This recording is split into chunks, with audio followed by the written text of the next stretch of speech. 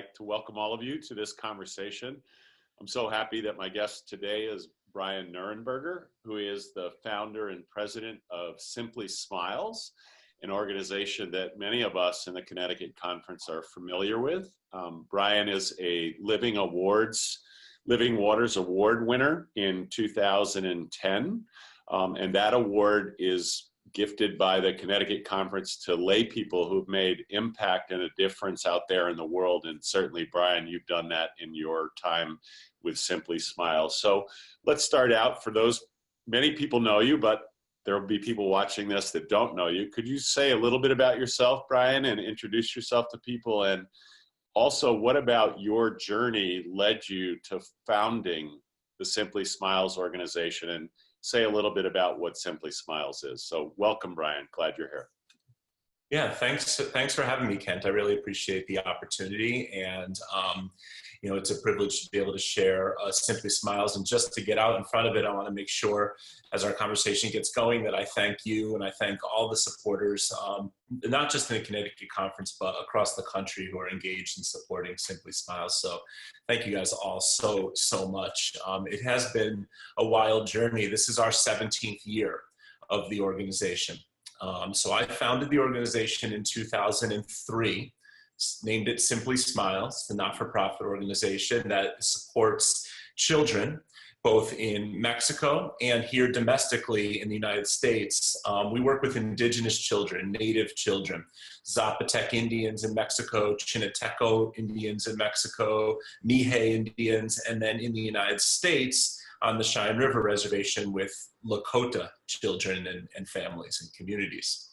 But the way this all started was that I grew up in the UCC. I am a member of the Naugatuck, Connecticut Congregational Church, and growing up in the church, I was very active in the youth groups, up through high school, and it was a service-minded congregation, still is. And we from very young ages would be involved in service. So in the youth groups, we would go to the soup kitchen. And as we got older, we would go to home in Maine, or we would go to La Romana in the Dominican Republic. And that's what was exciting to me about being involved, was that we could get out in the world and have these experiences and these adventures and make a difference. And that's what made the church so strong. I had friends who were Catholic, but came to, youth group so that they could be part of all of this. And it was an amazing thing. But, then I went to college. And so that's the story of it, right? Like every pastor's nodding their head right now, right? Yeah, we know how that goes. But I went to college and I became a professional rock climber. I was guiding for Eastern Mountain Sports, climbing all over the country, rock climbing, ice climbing, and the church and service and all of that was the farthest thing from my mind. I just was this guy having adventures and trying to make a life out of it. So I was 24 years old and kind of scrapping out a living as a mountain climber, and I got injured. Mostly like repetitive use things, elbows, but I had taken some falls and my back was hurt. And so I was kind of like a beat up 24-year-old. So in order to get better, I hatched this plan and I was going to go to Mexico. So I went to school in Colorado and climbed out through all the Rocky Mountains and all out there, but I had never crossed over into Mexico and climbed in those mountains. So I thought, well, I'm hurt, I'm broken, I want to keep being a mountain climber. I'm going to go to Mexico, I'm going to scout out these mountains, I'm going to mark on a map where there are good places to climb. I would recuperate, and when I was healthy again, I get my climbing friends, we go to Mexico and have more adventures. That was the whole plan. So I did that. I traveled Mexico for a number of months, filled up my notebooks, marked up my maps, and I was in the southern tip of Mexico, and there's pretty much no more Mexico left. And I was like, okay, I think I'll go home now. And I found an orphanage in Oaxaca, Mexico. And I was done with the trip. I was ready to go back and continue my life of what I was doing and climb mountains. And something made me go there, knock on that door of that orphanage. And in retrospect, it certainly was that upbringing in the church and the exposure to service. And that planted this knowledge in me that as individuals in the world, we could make a difference. Mm-hmm. And I didn't speak any Spanish, really. I didn't have any money, certainly. I didn't have anything. I just knew, well, maybe I could volunteer for a few hours. So I knocked on the door, and a few hours turned into 3 months. Wow. And that's how Simply Smiles began. I stayed as long as I could. My dad had to fly me back to Mexico because I spent the little bit of money from Mexico to Connecticut because I spent the little bit of money I had on beans and diapers and things like that. I was the only one strong enough to pick up the kids who were in wheelchairs and change their diapers and shower them and care for them. So I had a role. I had a role. I could pick a kid up. I had that strength. That was it. And I got back home to Connecticut, and a switch had been shut off. And I didn't care about climbing mountains anymore. And I realized that that passion had been replaced for a really powerful desire to make a difference at that children's home. And somewhere, I think, in the back of my heart was a desire to make a difference on a broader scale, not just those kids at that one children's home, but broadly in our world. And I named the organization, I started an organization, and I named it Simply Smiles because even as a broken 24-year-old, you can make a child smile. If you're a billionaire, you can make a child smile. Right. If you're whatever, you can do that. And those are invaluable moments in a person's life. And each one of those smiles is a stepping stone on a path to something brighter. And that's how Simply Smiles began. That's why we named it what it is. And here we are 17 years later. Just an incredible story of your journey and the personal journey that now has led to a really fine organization that does amazing work. And it started with a climbing desire, and now you're climbing in new ways, right? The climbing that you're doing is helping to repair the world, heal the world in a really impactful way. So tell us a little more about Simply Smiles today, sort of what its mission is, where your energy for the work is, and maybe even forecasting where you'd like to see it go. Sure. So we are well beyond now just that one children's home. We work in Oaxaca, Mexico, across an area about the size of New England. And we work in the United States and South Dakota on the reservation, which is the size of Connecticut. So there are about 4,000 people directly in our care that we're able to touch with our work across those two sites. And it's very hard to sum up what Simply Smiles does because we don't just do one thing.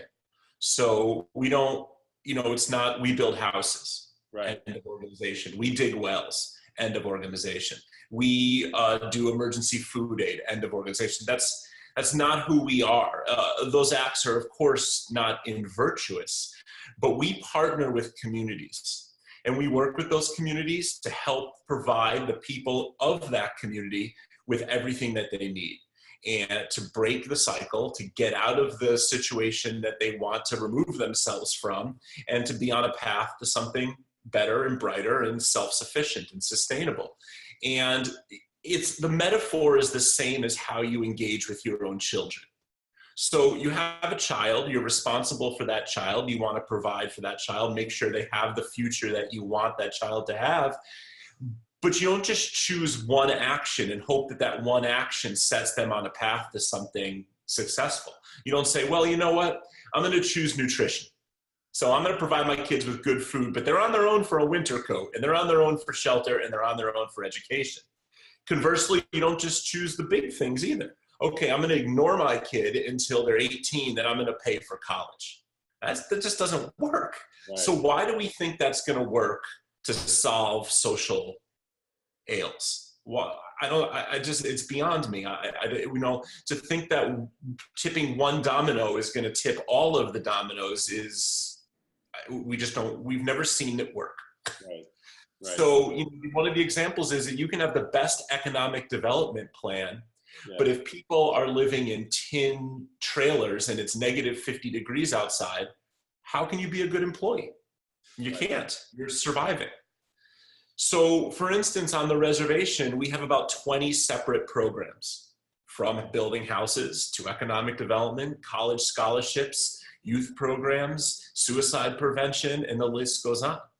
And what Simply Smiles has moved itself into position to do in order to embody that philosophy, that holistic family philosophy, is that our programs now are almost completely shifting towards full-time care of children. So in Mexico, we have launched and managed 3 separate homes for children where kids have nowhere else to go. They're actually orphaned or economic orphans, or their parents are in jail or their parents abandoned them, and they come and live with them and we raise them. We're now moving towards doing the exact same thing on the reservation in South Dakota as well.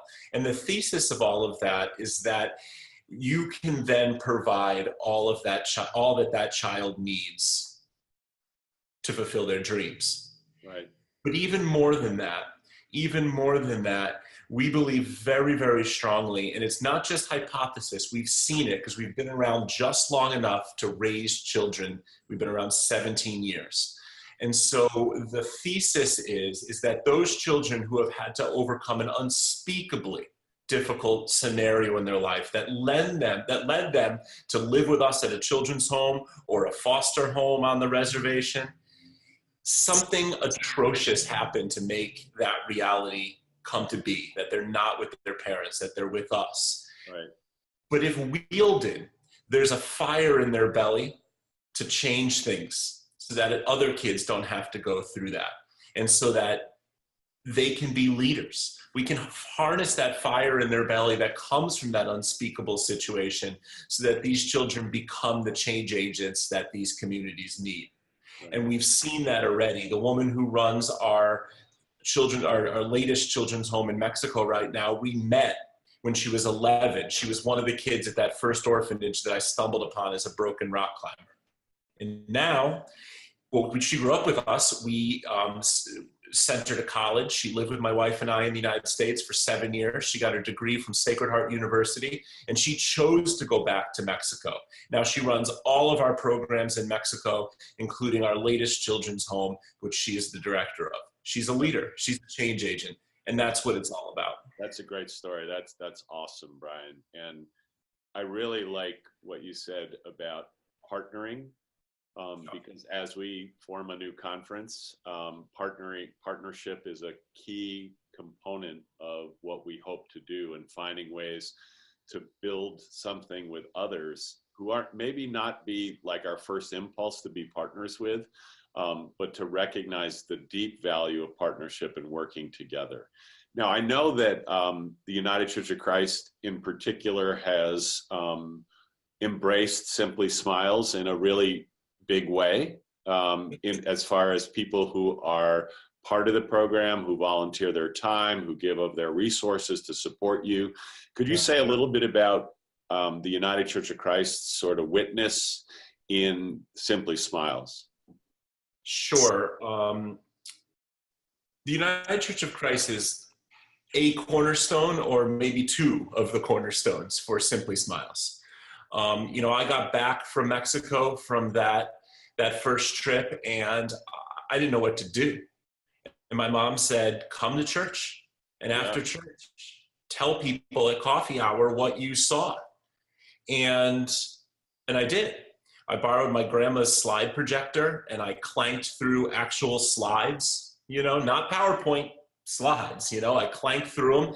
I was emotional, and it was terrible. I'm sure that I did a terrible job at articulating what happened, but we passed the basket and raised some money. And I was like, okay, I guess that's something. That's amazing. And my grandma was there that day, and she said, come to my church, the Bethlehem Congregational Church, next Sunday. So I did. I went there, did the same thing, passed the basket, we raised a little money, and a man put an envelope in the basket, and inside of it was a note and a $5,000 check. And the note said, I'm a retired Mason. I've been retired for years. On Saturday, that's yesterday, the day before church, a man paid a debt to me for a job I did. I thought I'd never see the money. I heard what you said about these children in Mexico. I'm signing the check over to you. And Simply Smiles was born. That's awesome. So here we are. Here we are 17 years later. Thousands of UCC church members have traveled to Mexico to do service trips with us.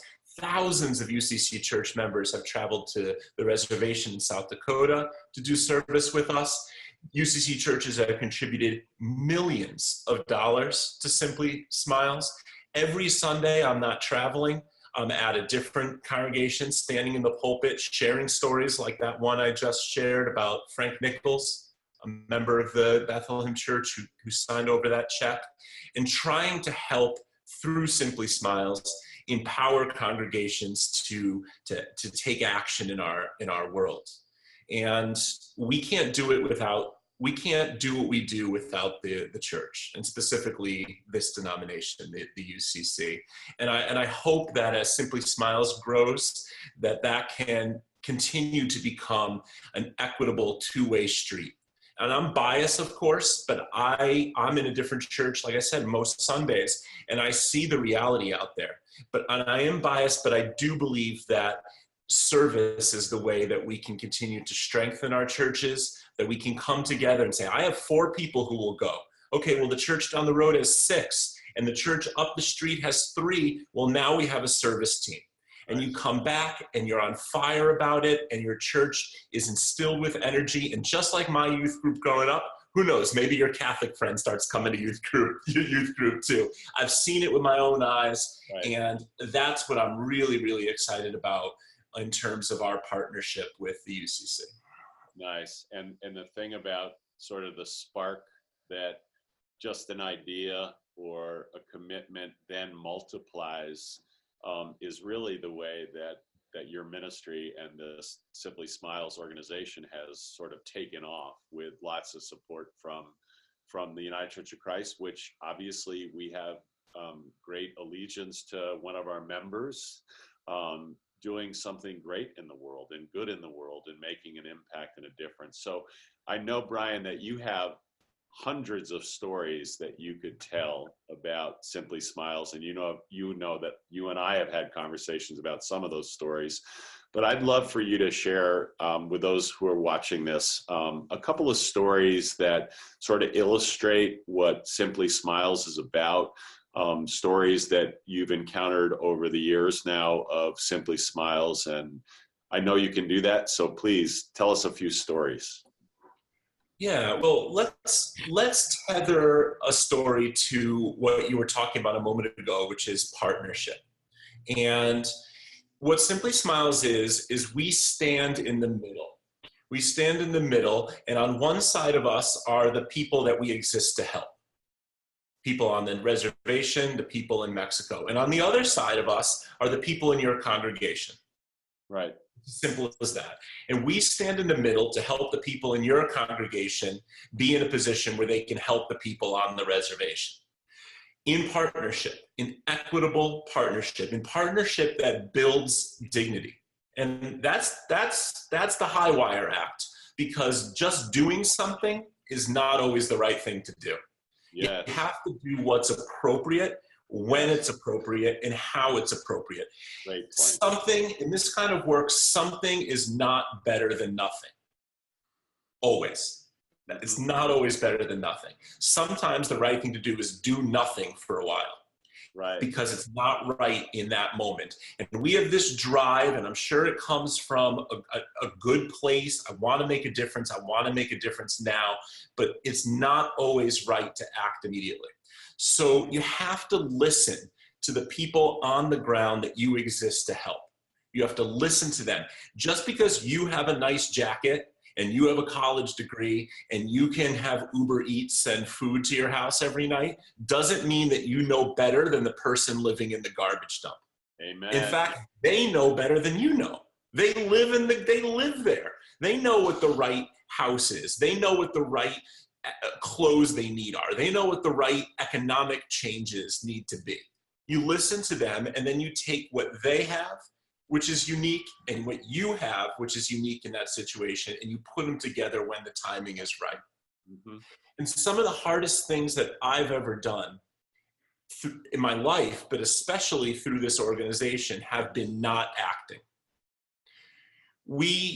began a program deep, deep, deep into the mountains of Mexico, deep. Like we can leave right now, it's going to take us a while to get there. And there's going to be walking, and there's going to be rivers to cross, deep.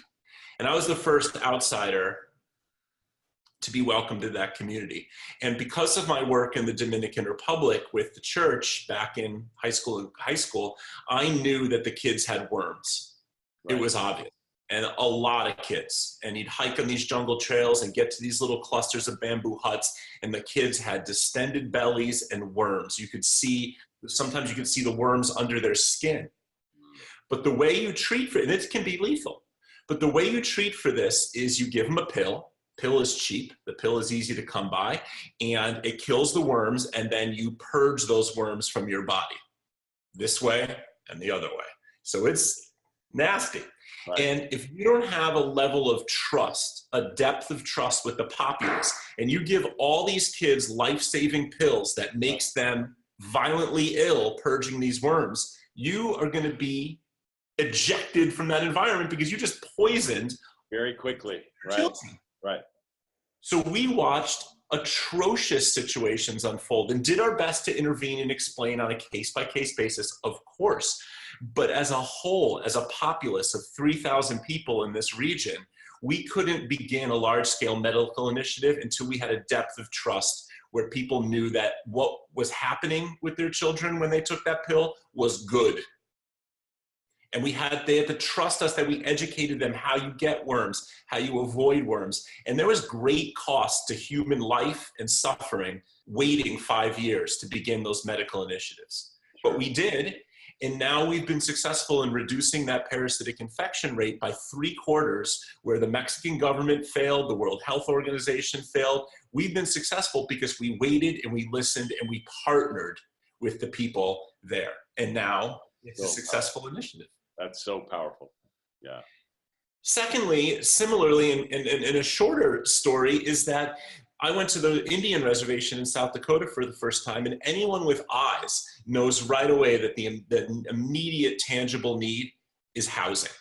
It gets to be -50 in the wintertime, 113 in the summertime, and people are living in tin cans. 18 people in a trailer. I've seen elderly women sitting in front of an open oven for the entire winter because that was the only way they could get heat to stay alive out there on the reservation through the South Dakota winter. But we didn't build houses for 5 years because every entity that tried to build houses either failed or built houses that actually made the situation worse by having high mortgages or maintenance that they couldn't handle, whatever the list is. So it took us 5 years, 5 winters before we started building houses. And over those 5 years, we worked with the people who live in that environment. And so now, 5 years later, we're ready to pour the first foundation. And we have all these guys in there that we hired to pour concrete, and the truck is there and it's spinning. You know, there's a clock on that. When you get spinning cement, you got to use that stuff, you know? So we're standing there, and the Lakota man who's going to receive this home for his family is tweaking the angle of the foundation by like 1/2 degree. He's like, no, let's move it this way just a little. Okay, no, a little bit more, a little bit more. He knew the exact direction the winter wind comes out of, and he wanted to make sure that it hit the house at the right angle so that it was efficient. Wow. Now, it's an incredibly warm house. That is the perfect house for that environment. His kids are all in school, and it's a successful program. It's all about those partnerships, all about those partnerships. Nice.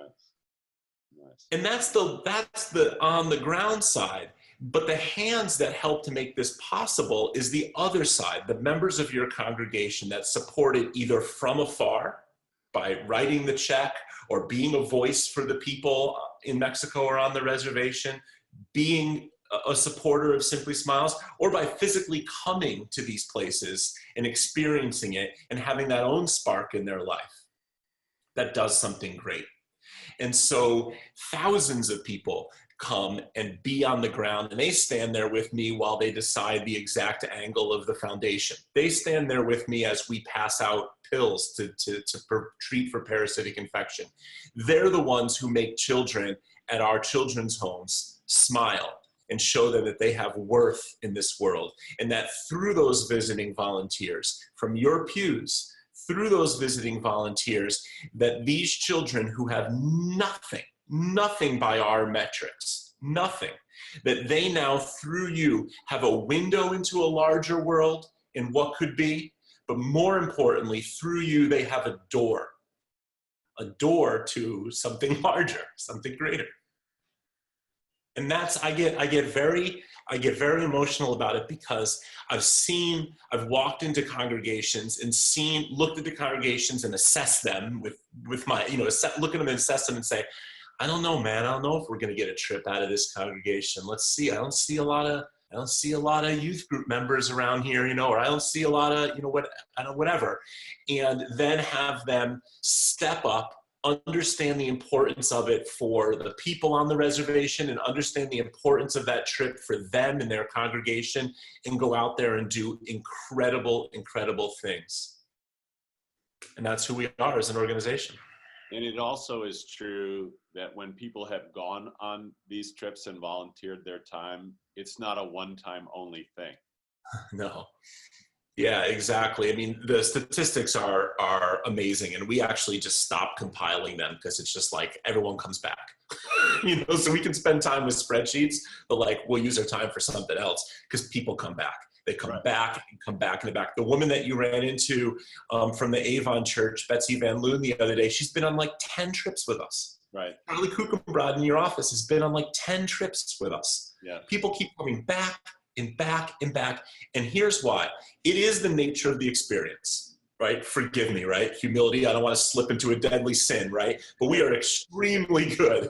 We're extremely good at hosting service trips. Extremely good at it. It's what we do. Outside my office window right now, we have a whole staff of people who are working with service teams right now, because the reservation season is about to start for volunteers out in South Dakota. That's what we do. But people come back partially because of that, but they come back because it's a relationship-centered experience.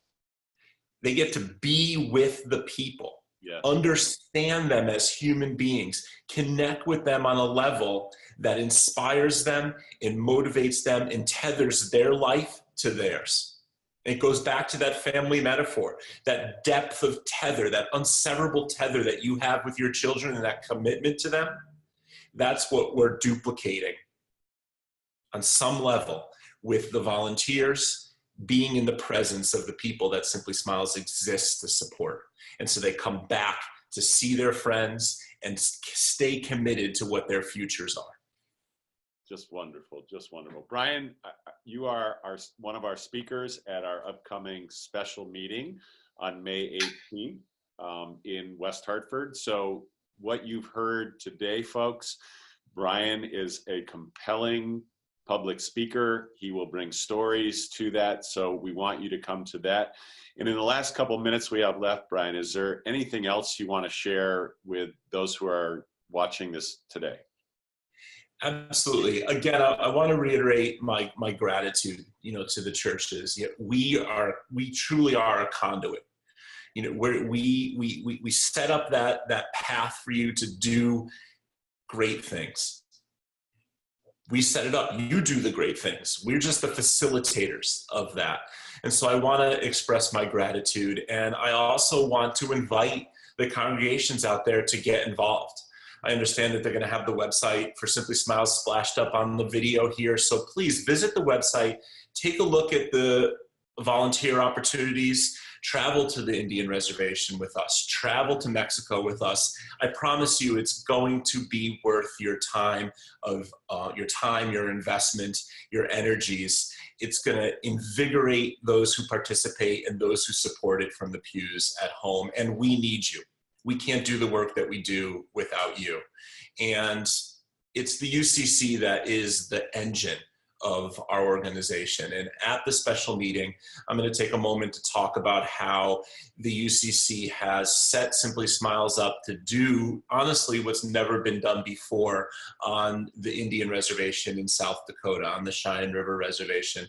How our partnership with a UCC, a small UCC congregation with a little church out there with no heat and no electricity, how our partnership with that little church on the prairie has set up a situation that I believe with all of my being is going to be the spark that changes everything in Indian country.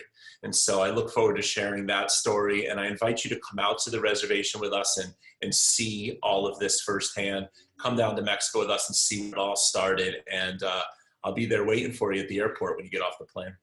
Nice. Excellent. Well, Bryan, I want to thank you for your conversation with me today and for the witness that Simply Smiles makes about making an impact and a difference in the world, and about how the United Church of Christ has been a central part of all of that from your early days in the Naugatuck Church. And now as you work with and speak at lots of UCC congregations, and our support for that ministry will continue. And we are grateful for your time today. I also want to thank Tiffany Vale, who is running the back door of this production. It's not really a production, but this video, and grateful for her technical expertise in helping us be able to do this today. So thank you again, Bryan, and best wishes to you. We look forward to you speaking in May 18th in West Hartford at our upcoming special meeting. Thanks a lot, Bryan. Thank you, Ken.